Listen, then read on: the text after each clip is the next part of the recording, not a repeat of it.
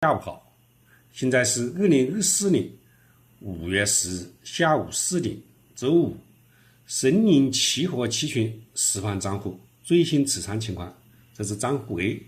目前持有盟规的购权8970手，盟规的购权8745手，盟规的沽权卖方13手，盟规的多单7手，O型基金的多单1手。账户 B， 目前持有盟规的购权8750个手，盟规的购权9333手，盟规的多单1手。如果是盟规下周一能冲涨停，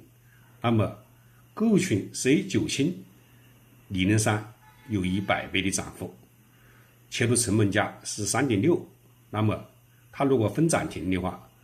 那么应该涨到360以上，那么就是有100倍的机会。这就是申宁期货期权实盘最新持仓情况，仅供大家参考，不作为投资依据。